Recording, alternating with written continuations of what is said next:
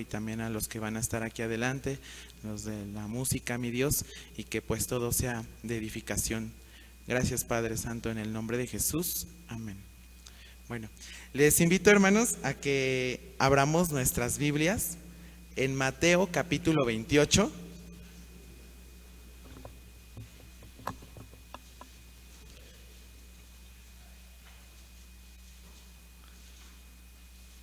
Mateo capítulo 28, versículos del 1 al 20.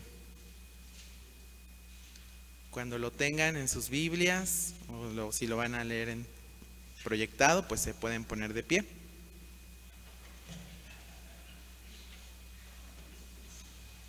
Vamos a hacer esta lectura de forma alternada. Los de mi lado derecho, vamos a comenzar con el primer versículo, y los de mi lado izquierdo con el segundo. Así nos vamos alternando hasta llegar al versículo 20, en donde nos unimos todos. Entonces, la palabra de Dios dice: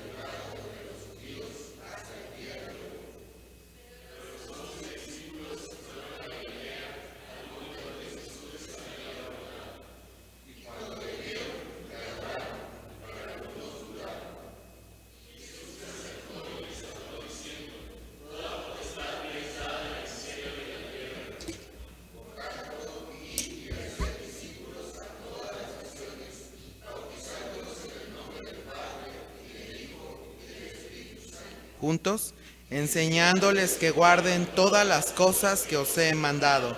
Y he aquí, yo estoy con vosotros todos los días hasta el fin del mundo. Amén. Vamos a tener un tiempo de alabanza si nos quedamos puestos de pie.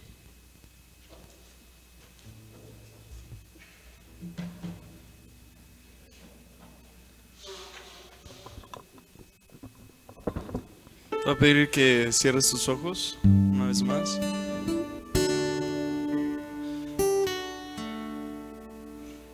Padre, te ruego, Señor, que tú nos lleves, Señor, a vivir una alabanza, Señor, genuina.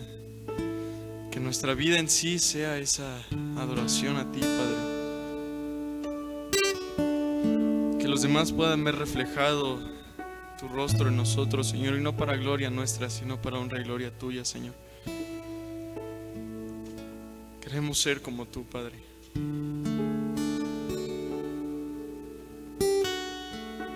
a pedir que me acompañes con este canto. De gloria en gloria te veo, tomaste conozco, quiero saber más de ti. Mi Dios, cuán buen alfarero, quebrántame, transfórmame, moldéame a tu imagen, Señor. Quiero ser más como tú, ver la vida como tú, saturarme de tu espíritu y reflejar al mundo tu amor. Quiero ser más como tú, ver la vida como tú, saturarme de tu espíritu y reflejar al mundo tu amor. De gloria en gloria te veo, cuanto más te conozco, quiero saber más de ti. Mi Dios, cuán buen alfarero, quebrántame, transfórmame, moldéame a tu imagen, Señor. Quiero ser más como tú, ver la vida como tú, saturarme de tu espíritu y reflejar al mundo tu amor. Quiero ser más como tú, ver la vida como tú, saturarme de tu espíritu y reflejar al mundo tu amor, y reflejar al mundo tu amor, y reflejar al mundo tu amor.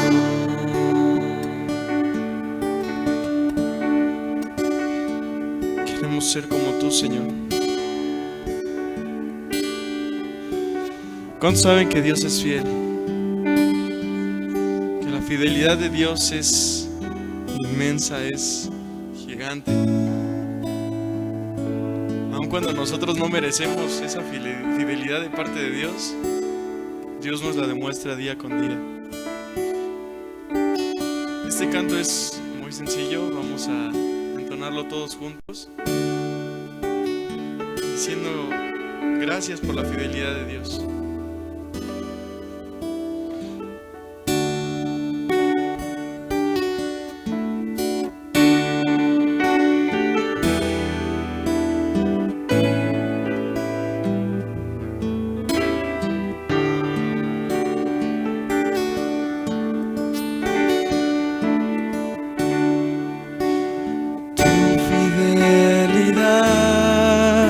Es grande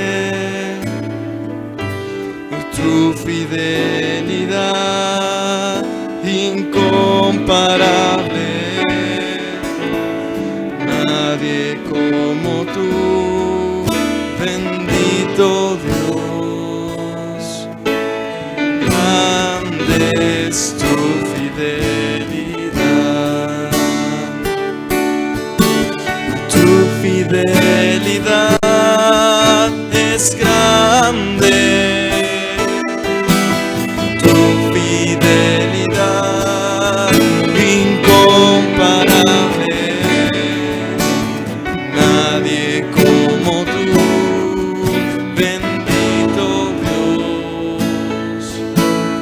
grande es tu fidelidad. No es más, tu fidelidad es grande, tu fidelidad incomparable. Nadie como tú, bendito Dios. Grande es tu fidelidad. Tu fidelidad es grande. Tu fidelidad incomparable. Nadie como tú, bendito Dios. Grande es tu fidelidad. Tu fidelidad es grande. Tu fidelidad incomparable. Nadie como tú, bendito Dios. Grande es tu fidelidad. Grande es tu fidelidad. Grande es tu fidelidad. Padre, te alabamos, Señor. Te damos honra y gloria por la fidelidad que tú tienes para nosotros, Señor. Bendice tú nuestro corazón, Padre, y prepáralo, Señor, para el mensaje de este día. Que podamos recibir palabra de ti, Señor, y podamos llevarla a cabo. Recibe honor, recibe gloria. En el nombre de Cristo Jesús. Amén.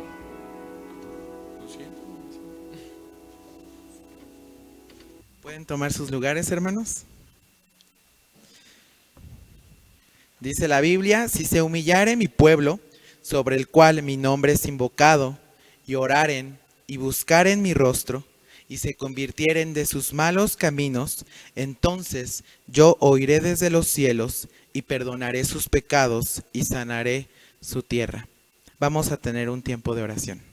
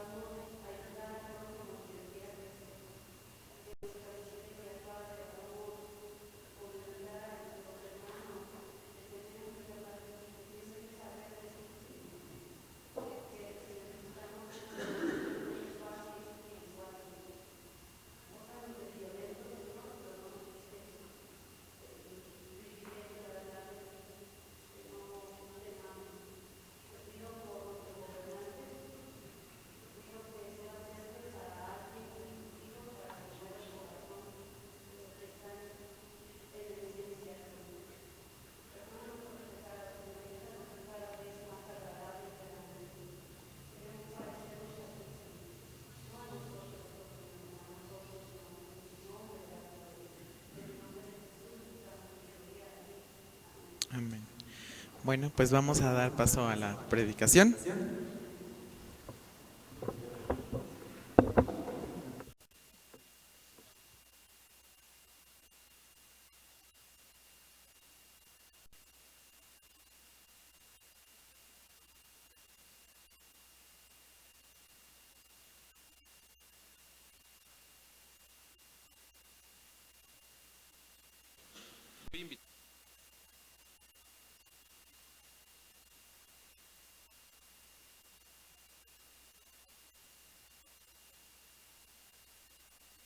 Romanos capítulo 14, versículo 9.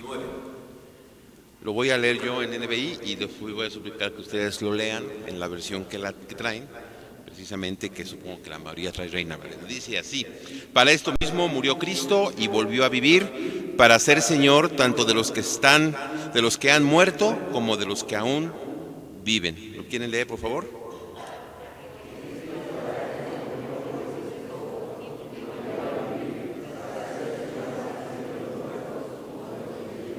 Bien, esta ocasión es la primera, es la actividad de hoy, de mi participación de hoy, la primera de 7 participaciones que vamos a tener a lo largo del bimestre, y quizás ocupemos parte del bimestre número 4.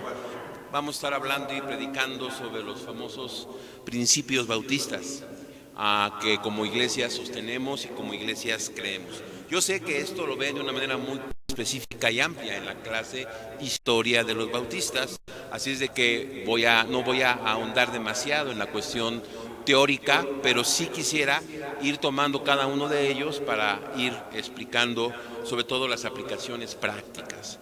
La identidad personal y la identidad comunitaria es importante para saber y hacer lo que debemos hacer y ser. El ser se relaciona con el hacer. El primero sustenta el segundo, pero el segundo se afirma con el primero. De allí la importancia de lo que yo llamo tener conciencia cristiana y conciencia eclesiológica. Yo tengo que saber qué soy, mi conciencia cristiana, pero también tengo que saber a quién pertenezco, conciencia eclesiológica. Pertenezco a la comunidad de seguidores de Jesús. La fe personal también creo que se cultiva en base a 3 elementos: la Biblia, el Espíritu Santo, pero también la comunidad, lo que algunos llaman el elemento objetivo, la Biblia; subjetivo, el Espíritu en nuestras vidas; pero el intersubjetivo, la interrelación con otros creyentes, con la comunidad de seguidores de Jesús. Y tenemos entonces que entender qué somos como comunidad para poder cultivar nuestra vida espiritual desde esta perspectiva. Dado que ser seguidor de Jesús está ligado a pertenecer a su iglesia, debemos entonces aprender a ser y vivir comunidad. Una comunidad que se entiende a sí misma y que tiene entonces una identidad. La identidad del creyente como seguidor de Jesús se afirma en la unión con la comunidad, y esta comunidad debe también entenderse a sí misma para afirmar la identidad del creyente individual. Entonces, la intención de esta serie es explorar las verdades que dan identidad a las comunidades bautistas y que están expresados en los famosos principios rectores que como denominación sostenemos. La dinámica va a ser la siguiente en estas sesiones. Primero, vamos a dar una explicación de lo que es el principio por medio de diferentes redacciones y entendimientos o explicaciones. Vamos a hablar del sustento bíblico de cada uno de estos principios, con un poco de énfasis allá, pero después va a venir la exposición de un sermón relacionado con el principio. De esta manera vamos a tratar de afirmar el fundamento bíblico y doctrinal, por un lado, del principio rector, que quede bien entendido, pero con el aspecto del sermón queremos enfatizar el aspecto vital y de transformación de vida que muchas veces olvidamos al hacer énfasis en el principio. ¿A qué me refiero? De boca y de doctrina decimos que somos bautistas, y está bien. Pero cuando voy a la práctica de esos principios que sostengo en teoría y voy a la práctica, estamos muy lejos de ser bautistas. Puedo decir que soy bautista, pero no ser bautista. Y algunos quizá sean bautistas, aunque no digan que son bautistas. ¿Sí me expliqué esta relación? De ahí la importancia de la parte del sermón, que va a tener ese enfoque. ¿Ok? Entonces, hoy comenzamos con algunas definiciones y con el primer principio, que es muy sencillo. Y fíjate que estoy diciendo sencillo, no estoy diciendo simple. Una cosa es sencillo y otra cosa es simple, ahorita lo voy a explicar. Pero antes que nada vamos a ver este ejemplo. Sí. Hay una distinción entre los principios bautistas y la historia de la denominación bautista. Eso lo dice Justo Anderson en su libro, así de que ahí lo pueden checar. Dice, los primeros existen antes que la denominación. ¿Qué quiere decir con esto? Que cuando vamos a ver los principios, estos ya existen en el Nuevo Testamento. No se llaman principios bautistas, pero ya existían allá. Cuando la denominación bautista surge, como la conocemos ahora, se le dan esos nombres. Déjame decirlo de esta manera. El sonido A existía antes, pero la letra A que expresa ese sonido existió después. ¿Sí me explico? Es más o menos la idea. El principio ya existía, solamente que después se le puso el nombre de cristológico y el primer principio. ¿Sí me expliqué? Esa es la idea. Por eso algunos dicen que debe de llamarse más bien principios neotestamentarios. Los bautistas basamos nuestras creencias en la palabra de Dios, es uno de nuestros énfasis. Creemos que cada creyente debe acercarse a la Biblia e interpretarla con la ayuda del Espíritu Santo. Creemos en el sacerdocio de los creyentes y aquí es donde nos unimos un poco con las cuestiones de la Reforma. Por eso algunos dicen, bueno, sí somos de la Reforma o no somos de la Reforma. Hay cosas en las que se unen allá con las famosas cinco solas, ¿no? También entendemos que tenemos que ir siempre a la Biblia. Así cada bautista es responsable de ir a las Sagradas Escrituras, guiado por el Espíritu y escuchar la voz de Dios. Otro aspecto resaltante es que estas creencias los bautistas tratamos de llevarlas a las prácticas en el sentido más radical del punto. Así pues, los principios bautistas surgen de la palabra de Dios, guiados por el Espíritu Santo, quien nos capacita para interpretarlas. Quisiera definir un poco, ¿qué es un principio? Un principio, bueno, eso lo define también Justo Anderson, no estoy trayendo nada nuevo, dice es una verdad fundamental que nos guía para definir asuntos específicos. El principio es el vínculo entre la creencia y la práctica, entre la doctrina y lo que decido, entre la fe y el orden, entre la teología y la ética. ¿Sí me expliqué? Es lo que une lo que creo con lo que hago. Vuelvo a repetirlo, es el vínculo que une la creencia y la práctica, la doctrina y la decisión, la fe y el orden, la teología y la ética. Por eso creo que la mejor interpretación de la verdad es lo que se vive. La interpretación no está, no tiene su calidad en que si le pones el griego, o le pones la historia, o le pones la exégesis. La interpretación, la interpretación de la verdad tiene su calidad en lo que vives. Dicho de otra manera, las verdades no se defienden, las verdades se viven, y esa es la manera en que se defienden. Comenzamos con el primero, el principio cristológico, el señorío de Cristo. Este principio enseña la verdad fundamental, que Cristo es cabeza de la iglesia. Él es quien la gobierna por medio de su palabra. Y aquí lo que dice Anderson también es que los principios comienzan a relacionarse los unos con los otros, porque de ahí se va al principio neotestamentario, pero eso es la próxima vez. Solamente quiero hacer énfasis, la verdad fundamental es: Cristo es cabeza de la iglesia. Así es de que con esta verdad, toda la naturaleza de la iglesia, todos los propósitos de la iglesia, todas las cuestiones prácticas de la iglesia, todo el gobierno de la iglesia, todas las funciones de la iglesia deben estar subordinados al señorío de Cristo, a Jesús de Nazaret, porque Él es el Mesías de Dios. Esta es la verdad fundamental, esencial e histórica del cristianismo. Jesús de Nazaret es el Mesías de Dios. De hecho, la palabra Jesucristo es Jesús de Nazaret, el Cristo de Dios. Bases bíblicas, Juan 13:13. Vosotros me llamáis maestro y señor. ¿Y qué dice Jesús? Pues, ¿qué crees? Sí lo soy, sí soy maestro y señor.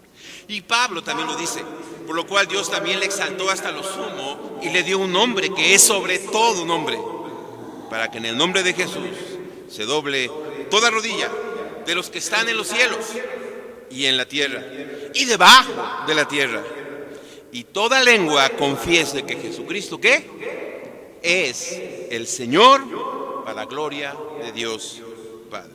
La Biblia enseña claramente esto. Lo leímos en Mateo 28, 19 y 20. Toda autoridad me es dada en los cielos y en la tierra. Y esa autoridad deriva de su mesianismo. Él fue Mesías sufriente para tener esa autoridad. Nota cómo todo está relacionado con lo que crees y lo que es Jesucristo. Crees de Jesucristo y es Jesucristo. Juan Smith, con Y, no con I latina. Juan Smith, con Y, dijo: solo Cristo es Rey y juez de la iglesia, pero aquí hace un anexo, amplía y dice: y de la conciencia. Y yo diría hoy, de la sociedad y del mundo. Él es el Señor y Rey de la iglesia y juez de la iglesia y de la conciencia. Tomás Armitage, que fue otro historiador bautista, dice: los principios vivientes y subyacentes de las iglesias bautistas se relacionan ¿con qué? Con la jefatura y soberanía absoluta de Cristo Jesús en su iglesia. Por un lado, el señorío de Cristo demanda una práctica y una sumisión humilde a Jesús de parte del creyente y de la iglesia para someternos a su voluntad. Por otro lado, también este principio demanda una práctica, que el creyente debe de estar en contra de todo aquello que ponga en tela de duda el señorío de Jesucristo. Y es aquí donde digo que a veces ya no somos bautistas, porque nuestra conducta muchas veces pone en tela de duda que Jesucristo sea. Ya deja, no el Señor del mundo, el Señor de tu vida. ¿Cuáles son las doctrinas subyacentes? Hay varias doctrinas subyacentes en este principio. La encarnación, la humanidad y divinidad, eternas discusiones que tenemos en las clases del Nuevo Testamento muchas veces. La soberanía de Cristo, la muerte vicaria, muerte en lugar de nosotros por nuestros pecados, la resurrección, la santificación.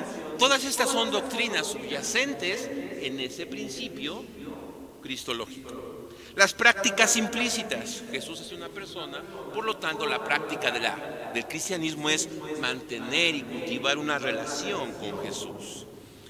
Y esta relación con Jesús nos da la relación con Dios. Esto implica creer lo que Jesús dice, confiar en lo que Él promete y vivir de acuerdo a sus enseñanzas.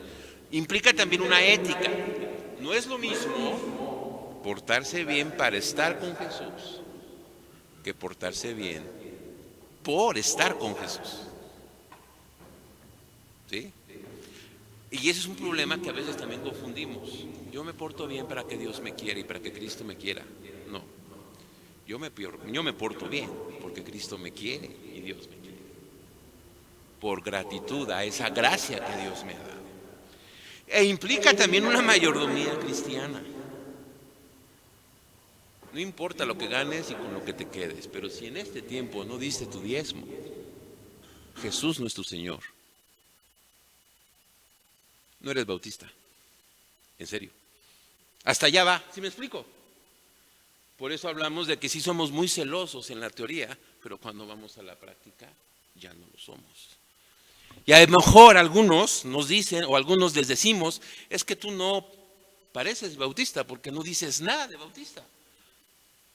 Pero se comporta más que nosotros que nos llenamos la boca de decir bautista. Hasta allí el principio. Descrito, bases bíblicas, fundamentos, prácticas. ¿Sale? Ok. Vamos a la otra parte que se llama, que es la parte del sermón. Obviamente hay muchos sermones que podrían quedar acá, ¿estamos de acuerdo? Definitivamente. Vamos a hablar sobre esto, sobre la resurrección, porque creo que sí, este es un fundamento importante. La afirmación cristiana más fantástica de todas es que Jesucristo se levantó de entre los muertos. Esto nos obliga a extremar al máximo nuestra credulidad. Los seres humanos han intentado, con toda suerte de ingeniosidad, tanto desafiar a la muerte como negarla. El gran mago Harry Houdini prometió escapar de la muerte. Él era un escapista. Y él dijo, yo voy a escapar de la muerte. No lo logró. Solo Cristo afirma haberla vencido, es decir, derrotado en su propia existencia y privado de su poder sobre otros. Y los primeros cristianos, los primeros seguidores de Jesús tenían esta confianza que resultaba en una valiente y gozosa disposición para servir y morir por Jesús. La resurrección de Jesús de Nazaret es la protesta de Dios. Esa frase es de, creo, Moltmann, que dice que es la protesta de Dios contra el resultado más nefasto del pecado, la muerte.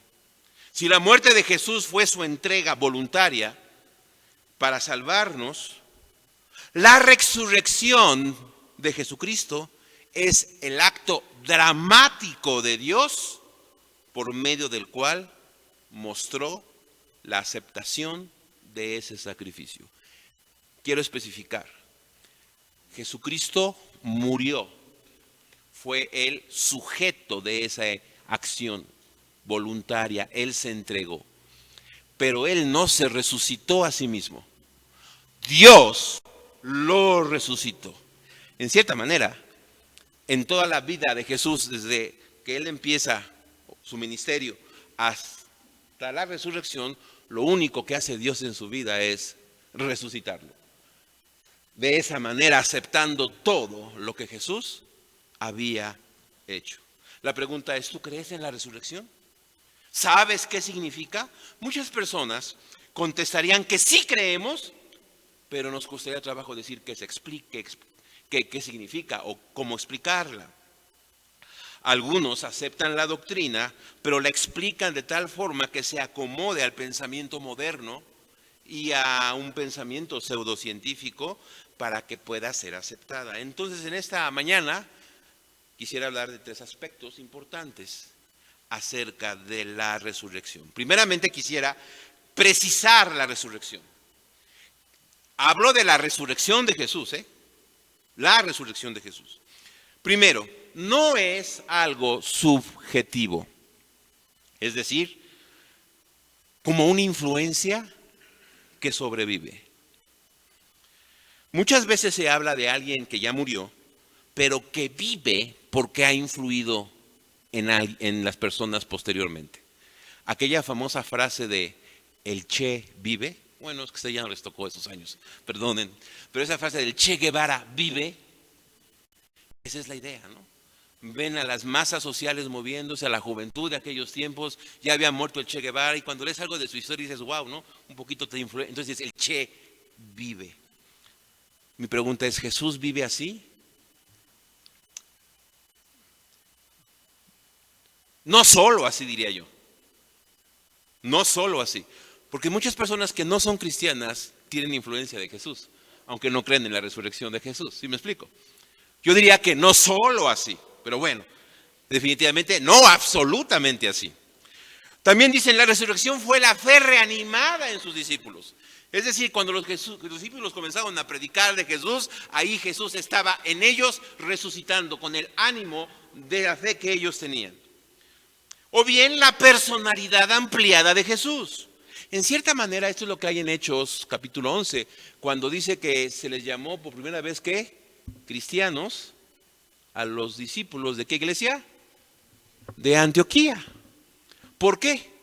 Porque ellos vivían como Jesús, pensaban como Jesús, parecían a Jesús, eran la personalidad de Jesús y en cierta manera sí, pero eso no es la resurrección. Quiero decirte que tampoco la resurrección la resurrección de Jesús fue un cadáver vuelto a la vida. No es resucitación, es resurrección. Resucitación puede ser o es volver a la vida a alguien clínicamente muerto, pero que no escapa de la realidad de morir definitivamente. Yo sí creo que alguien puede resucitar en el sentido de resucitación. Pero eso no lo puede llamar resurrección al estilo de Jesús. Porque Jesús no solamente resucitó en el sentido de resucitación, sino resucitó, y no voy a decir se resurreccionó, porque estoy inventando una palabra y luego me acusan por inventar palabras. Pero quiero hacer la diferencia solamente. Resucitación, resurrección. Jesús no resucitó, Jesús resurreccionó. Y lo que estoy diciendo con resurreccionó es que la experiencia de la muerte ya no le afectó. Los demás han resucitado, pero no escapan de la realidad de morir. Ha ocurrido muchas veces, pero solamente Jesús la ha vencido. La resurrección entonces, ¿qué es? En el sentido positivo, es la persona transformada de Jesús de Nazaret. Es la misma persona y la misma identidad. La resurrección le otorgó un cuerpo transfigurado y glorificado. El proceso natural de descomposición y desintegración fue detenido definitivamente, adoptando una nueva naturaleza, un acontecimiento histórico objetivo, un hecho físico. A Jesús se le colocó en un nuevo plano de existencia en el que ya no es mortal, sino que vive por los siglos de los siglos. Amén. Desapareció el cuerpo. No existe, no se encontró el cuerpo, es una de las razones. Se aseguraron que murió, pero nunca se encontró el cuerpo. Está comprobado que no fue ni robado por los discípulos ni robado por los líderes. Porque si hubiera sido robado por los discípulos, ellos no hubieran muerto por una mentira. Y si hubiera sido robado por los líderes religiosos, pues lo hubieran sacado cuando ya estaban predicando acerca de Jesús. Sus apariciones en un lapso de 6 semanas a diversas personas, en lo individual y en lo colectivo. Y muchos de ellos vieron cuando se registraron esas cosas por escrito. Y también el surgimiento de la iglesia. Es la razón por la cual, o las pruebas por las cuales creemos y afirmamos que Jesús resucitó. Pero vamos a algo más práctico. ¿Y es pertinente? Ok, de acuerdo. Y es pertinente sobre todo hoy, y para mí la resurrección de Jesús tiene importancia, claro. Es el soporte de seguridad de la vida cristiana. Es un evento sobrenatural de hace 2000 años, pero que tiene pertinencia para el día de hoy, por lo menos en 3 cosas. Primero, ofrece certidumbre en cuanto al perdón del Dios. Eso quiere hablarnos del pasado. Mira, esta certidumbre, la resurrección da certidumbre del perdón de Dios, está relacionado con la muerte de Cristo. Jesús declaró que Él iba a morir para asegurar el perdón de nuestros pecados. La resurrección es decir, sí perdono los pecados. Muchos de los problemas emocionales que andamos cargando en nuestras vidas, y aún muchos Bueno, yo diría que todos nosotros tenemos algo de eso. ¿Sabes por qué es? Porque no vivimos el perdón de Dios en nuestras vidas. La culpa nos aterra. La culpa nos domina. Nuestro pasado nos acosa. Lo que hicimos, lo que pensamos, lo que dijimos, nos atormenta. La resurrección entonces es la protesta de Dios contra la culpa. Jesús murió por nuestros pecados y resucitó, dice Corintios, para nuestra justificación. Ofrece seguridad del pasado. Segundo, ofrece seguridad respecto al poder de Dios en el presente. Porque el mismo poder que obró en Jesús para resucitarlo, dice Efesios, es el mismo poder que obra hoy en la vida del creyente, de la iglesia y de la sociedad. Ya sea en lo físico, en lo emocional o en lo mental, el poder de Jesús está en nosotros y es el poder de su resurrección. Dios puede hacer transformaciones verdaderas y profundas en la vida de quienes se acercan a Él. La resurrección de Jesús es la protesta de Dios contra el mal que nos destruye en la actualidad. Y también nos ofrece esperanza o seguridad respecto al futuro. Por eso es pertinente. Podemos afirmar que el futuro ha entrado y nos ha alcanzado. Hace muchos años, también no les tocó a ustedes probablemente, fue una película muy famosa de Charlton Heston que se llamó Cuando el destino nos alcance. Yo digo que el destino ya nos alcanzó porque el futuro nos ha invadido. ¿Cuál fue o cuándo comenzó la invasión del futuro? En la resurrección de Jesús, hace 2000 años. Él es el primero de la resurrección. Por lo tanto, hay esperanza. La resurrección de Jesús no es un cadáver que haya vuelto a la vida, es la nueva vida futura en su aspecto integral. Si la Navidad es la entrada en su misión del eterno Dios al mundo temporal, la resurrección es la invasión del eterno Cristo al mundo temporal.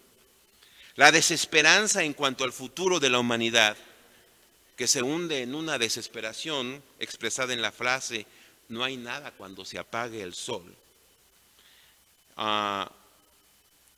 es resuelta con la resurrección de Jesús.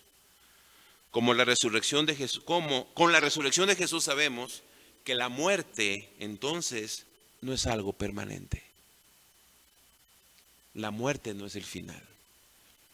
Es la certidumbre de que todas las cosas son penúltimas. Nada es último y definitivo. Yo sé que a veces nos pasan cosas y sentimos que se nos acaba el mundo, porque pensamos que es lo último, ¿no? No hay nada último. Bueno, sí, lo último es la resurrección de Jesús. Por eso tenemos esperanza hacia el futuro. Y por último, el propósito de la resurrección. Ya precisamos qué fue la resurrección, ya vimos la pertinencia de la resurrección. Pero ¿cuál fue el propósito para el que Jesús resucitó? Y está en Romanos 14:9, lo leímos. ¿Para qué? Dice el texto.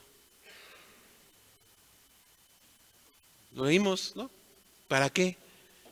Por esto mismo Jesús murió y vivió, volvió a vivir. ¿Para qué? Para ser Señor. Lo que los primeros bautistas dijeron. Jesucristo es el Señor y juez de la historia, de la conciencia, de la iglesia y de la vida.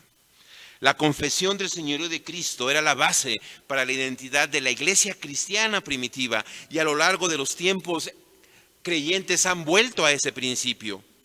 La expresión del señorío de Cristo por lo menos tiene dos consecuencias en la vida cristiana. Uno tiene que ver con Jesús, la divinidad de Jesús. Jesús de Nazaret es Dios. Esto ya ha sido obviamente dicho en los pasajes que vimos al inicio. Filipenses 2:9 es el Adonai del Antiguo Testamento, el Jehová del Antiguo Testamento es Jesús mismo. Pero también un compromiso radical. que Jesús haya resucitado para ser nuestro Señor. No sé si podemos captar la parte teórica otra vez y la parte práctica. Podemos anunciar y afirmar que Jesús resucitó así objetivamente, físicamente, tal como lo hemos descrito. Pero si Él no manda en tu vida, entonces no crees en la resurrección. Tú dirás lo que quieras decir. Y podrás decir que la influencia de Jesús no es la resurrección y que la subjetividad no es la resurrección. Podrás decir mucho eso. Pero si no vives el señorío, no crees en la resurrección. Hay un compromiso en nuestra mente, en nuestra moral, en nuestra vocación, en todos los aspectos, aún en el aspecto material. La dimensión del compromiso radical. Déjame leerte un pensamiento de Bonhoeffer para variar, ¿no? Dice así: quien obedece plenamente el precepto de Jesús, quien acepta sin protesta su yugo, ve aligerarse la carga que ha de llevar. Encuentra una dulce presión de este yugo, la fuerza que le ayuda a marchar sin fatiga por el buen camino. Y dice, el precepto de Jesús es duro, inhumanamente duro para el que lo resiste, pero suave y ligero para el que se somete voluntariamente a Jesús. Y ese es el aspecto otra vez del principio cristológico. No es un señorío que se impone. No es obedecer a un gobierno que impone su poder. El señorío de Cristo es obedecerlo voluntariamente. Cuando eso ocurre, entonces el yugo del Señor se vuelve ligero, como Él mismo lo dijera. Pero cuando no es voluntario, te va a doler y va a ser inhumanamente duro. Jesús ha sido súper exaltado. Por eso lo proclamamos y lo anunciamos. Decir que Jesús es el Señor es decir que Él es todo. Cada domingo celebramos esa realidad y lo seguiremos haciendo hasta la eternidad. Vuelvo a preguntarte, ¿crees en la resurrección? La resurrección es pertinente para nuestro tiempo hoy. Nos da libertad del pasado, poder para el presente y esperanza para el futuro. Pero también nos demanda un compromiso radical, un compromiso con Jesús en todos los ámbitos de nuestra vida, mental, moral, vocacional y material. ¿Creemos en la resurrección? Si no creemos en su pertinencia ni en el compromiso, entonces no creemos en la resurrección. Que Dios les bendiga.